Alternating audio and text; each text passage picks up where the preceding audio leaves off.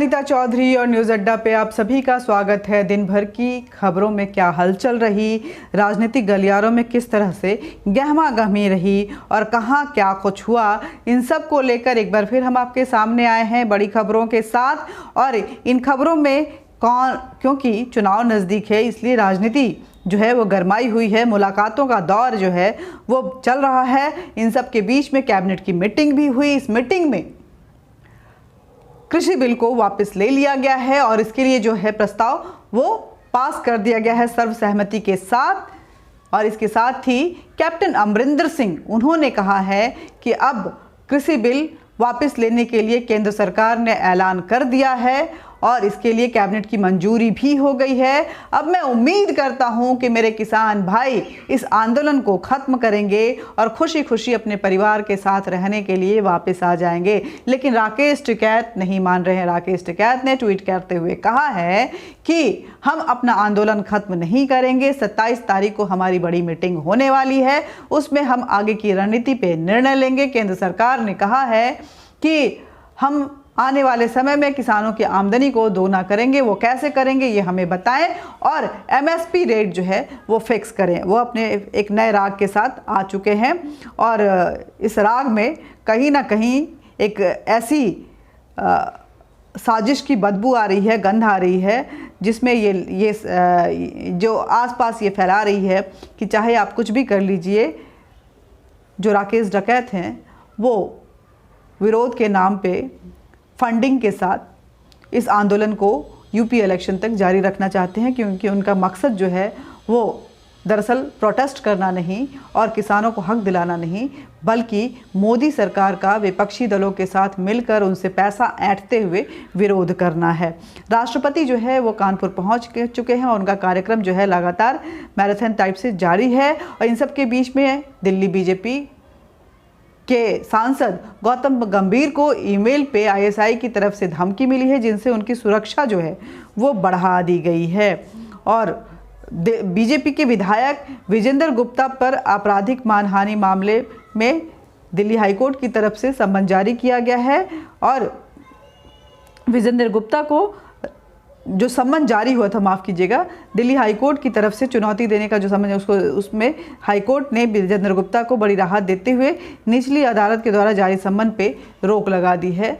और इसके साथ ही उनके लिए बड़ी राहत की खबर है। इस आपराधिक मानहानि के मामले में निचली अदालत के सम्मन को खारिज करने की मांग की गई थी, लेकिन हाईकोर्ट इस पर सुनवाई करेगा और फिलहाल उस पर स्टे लगा चुका है। दरअसल दिल्ली के परिवहन मंत्री कैलाश गहलोत ने दिल्ली के राउज एवेन्यू कोर्ट में विजेंद्र गुप्ता के खिलाफ आपराधिक मानहानि का मुकदमा दाखिल किया था। इस मुकदमे के आधार पर ही विजेंद्र गुप्ता को 16 नवंबर को इस निचली अदालत की तरफ से सम्मन जारी किया गया था। यह मामला दिल्ली के लो फ्लोर बसों के खरीद से जुड़ा है, जिसकी खरीद प्रक्रिया में घोटाले की बात विजेंद्र गुप्ता ने कही थी और उन्होंने आरोप लगाया था। वही बसों की खरीद में घोटाले को बेबुनियाद बताते हुए, गलत बयानबाजी बताते हुए परिवहन मंत्री कैलाश गहलोत विजेंद्र गुप्ता पे आपराधिक मानहानि का मुकदमा दर्ज करते हुए वो निचली अदालत पहुंचे थे।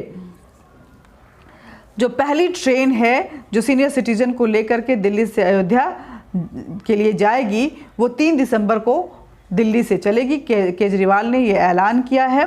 और इन सब के बीच में लालू यादव हालांकि तबीयत खराब है और राजनीति की हालात में भी वो कहीं ना कहीं सुर्खियों में नज़र नहीं आ रहे हैं। सीबीआई कोर्ट में भी कल ही हाजिर हुए थे, लेकिन आज वो जीप चलाते हुए नजर आए। इन सब के बीच में अगर मुंबई करप्शन की बात करें गृह मंत्री को लेकर के, तो मुंबई के पूर्व पुलिस कमिश्नर परमवीर सिंह ने जांच आयोग को कहा है कि राज्य के पूर्व गृह मंत्री अनिल देशमुख पर 100 करोड़ की वसूली का लगाया गया आरोप सिर्फ सुनी बातों पर था, जिसका कोई व्यापक आधार या सबूत नहीं था। उन्होंने इस मामले में गवाह के रूप में पेश होने से इनकार कर दिया है। राहुल गांधी एक बार फिर केंद्र सरकार पर निशाना साधे हैं। उन्होंने डिमांड की है कि केंद्र सरकार जो है कोविड की वजह से जिन लोगों की मौत हुई है उनको 4 लाख का मुआवजा दे और एग्जैक्ट नंबर इसमें मरने वालों की क्या है वो बताएं। ये मैं पहले भी बता चुकी हूँ। इन सब के बीच में कानपुर के ग्रीन पार्क स्टेडियम में प्रैक्टिस के लिए न्यूजीलैंड की टीम जो है पहुंच चुकी है और उनका ज़बरदस्त स्वागत भी वहाँ पे हुआ है, भगवा पट्टे उनके गले में डालते हुए।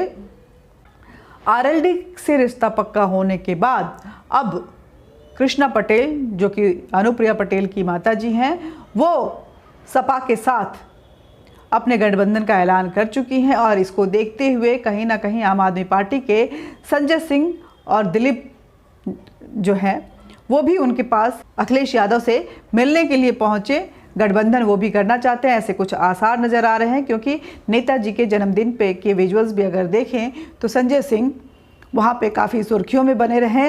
रामगोपाल यादव तो ये कहते हुए नज़र आए कि आज सबसे ज़्यादा मीडिया की निगाहें जो हैं संजय सिंह पे टिकी रहेंगी। और इन सब के बीच में कुमार विश्वास भी कहीं ना कहीं अपनी ज़मीन तलाश रहे हैं। आम आदमी पार्टी से अपने राजनीतिक करियर की शुरुआत करने वाले कवि कुमार विश्वास बीच में बीजेपी की तरफ झुकाव करते हुए नज़र आ रहे थे, लेकिन शायद वहाँ बात नहीं बन पाई, वो ज़मीन अपनी नहीं तलाश पाए वहाँ। और अब वो सपा और कांग्रेस के बीच में अटखेलियाँ करते हुए नज़र आ रहे हैं। कितने कामयाब होंगे इस आने वाले इलेक्शन में, अगर वो आते भी हैं तो वोटर के नज़रिए में वो कितने खरे उतरेंगे, ये सब भी आने वाले समय में पता चल जाएगा। लेकिन चुनावी मौसम है और इधर का उधर, उधर का इधर, ये आवाजाही का जो खेल है वो जारी है। और गठबंधन के आधार पे राजनीतिक स्टंट के साथ सत्ता में काबिज होने की रणनीति भी जोरों शोर से बन रही है। ऐसे में ये खबरें जो हैं वो आम बात है, लेकिन ये बात तय हो गया है कि आरएलडी यानी जयंत चौधरी, सुप्रिया पटेल, अखिलेश यादव, ये तीनों और साथ में शिवपाल यादव की पार्टी जो है मर्ज करने का ऐलान भी कर चुकी है, शिवपाल यादव। और अगर मुलाकातों का ऐसा ही दौर चलता रहा तो शायद कहीं ना कहीं आम आदमी पार्टी भी इस गठबंधन का हिस्सा बनती हुई नज़र आ रही है उत्तर प्रदेश इलेक्शन को लेकर के। हालांकि अखिलेश यादव बहुत स्पष्ट शब्दों में कह चुके हैं कि वो कांग्रेस के साथ किसी भी तरह गठबंधन में नहीं जाएंगे, वो छोटी छोटी पार्टियों के साथ गठबंधन करेंगे। लेकिन प्रमोद तिवारी जिस तरह से बिल्कुल ही मुखर रूप से मुलायम सिंह यादव के जन्मदिन पे नज़र आए और अखिलेश यादव के साथ बैठे नज़र आए, तो कहीं ना कहीं ये आकलन लगाया जा रहा है कि शायद नाना कहते कहते ये जो रिश्ते हैं वहाँ में तब्दील भी हो सकते हैं। और भी बहुत सारी खबरें हैं जिसको आपके लिए मैं ज़रूर लेकर आऊँगी। और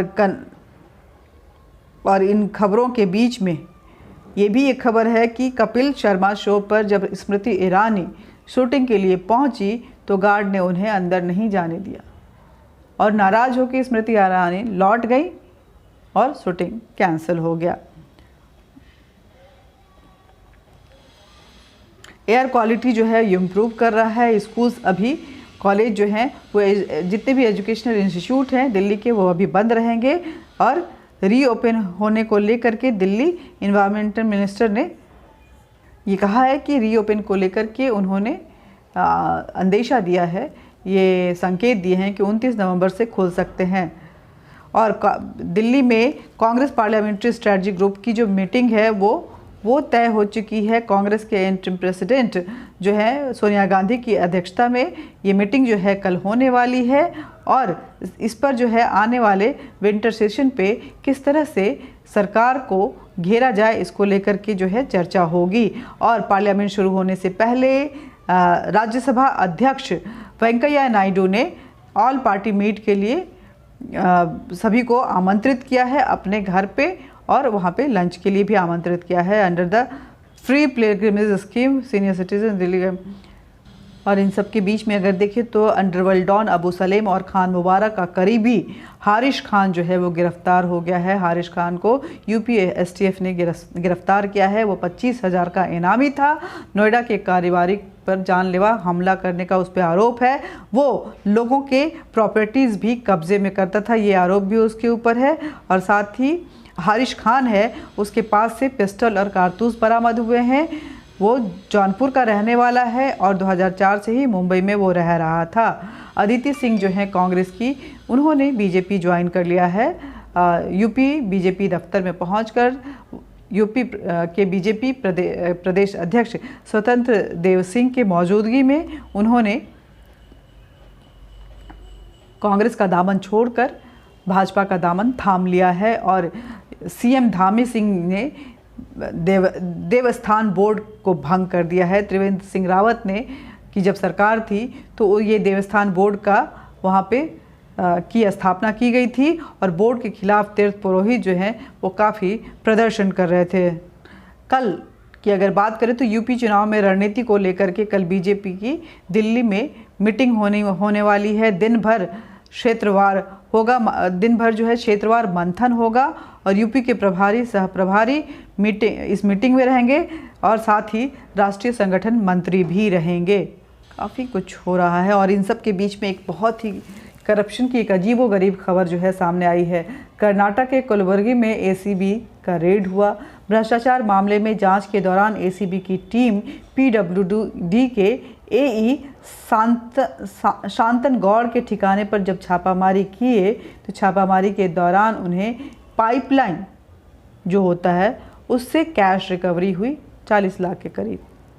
ममता बनर्जी दिल्ली में हैं, पीएम से मुलाकात कर रही हैं। वो इस मुलाकात में उन्होंने साफ किया है कि जो बीएसएफ को लेकर केंद्र सरकार ने फैसला लिया है वो कहीं ना कहीं उससे इत्तेफाक नहीं रखती हैं, उसका विरोध कर रही हैं, जिसको लेकर के विधानसभा में उन्होंने रेजोल्यूशन भी पास कर दिया है।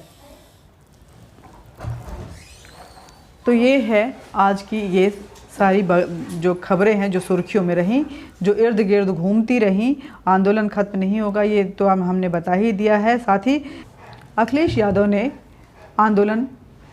किसान आंदोलन को लेकर के, किसानों को लेकर के बड़ा ऐलान किया है। उन्होंने कहा है कि अगर अखिलेश यादव की सरकार यूपी में बनती है तो शहीद किसानों को वो 25-25 लाख का मुआवजा देंगे। ये बड़ा दाव है अखिलेश यादव की तरफ से। और पुतिन ने तीसरे विश्व युद्ध की तरफ क्या यूरोप को बढ़ा रहे हैं, क्योंकि पोलैंड बेलारूस में जंग जैसे हालात क्रिएट हो रहे हैं और कहीं ना कहीं इसमें रूस के पुतिन का जो है व्लादिमीर पुतिन का वो हाथ होता मिलता हुआ नज़र आ रहा है। आज के लिए बस इतना ही। बातचीत का ये सिलसिला, ये खबर आप तक हम ऐसे ही पहुंचाते रहेंगे। इन खबरों को आप भी ज़्यादा से ज़्यादा लोगों तक पहुंचाइए और जानिए कि आखिर आपके आसपास किस तरह की खबरें जो हैं वो रोटेट होती रही हैं और किस तरह की खबरें जो हैं दिन भर में रही हैं। क्या कुछ हुआ है राजनीतिक गलियारों में और प्रदूषण को लेकर के क्या कार्रवाई हो रही है, किस तरह की रणनीति बनाई जा रही है, सरकार आपके लिए और कौन कौन से बिल लेकर आ रही है और शीतकालीन सत्र में सत्ता और विपक्ष दोनों एक दूसरे को लामबंद करने के लिए क्या रणनीति तैयार करें, ये सारे लेकर हम आए हैं। आज के लिए बस इतना ही। नमस्कार, जय हिंद, जय भारत। वीडियो को ज़्यादा से ज़्यादा शेयर कीजिए, लाइक कीजिए, सब्सक्राइब कीजिए, बेल बटन दबाइए। नमस्कार।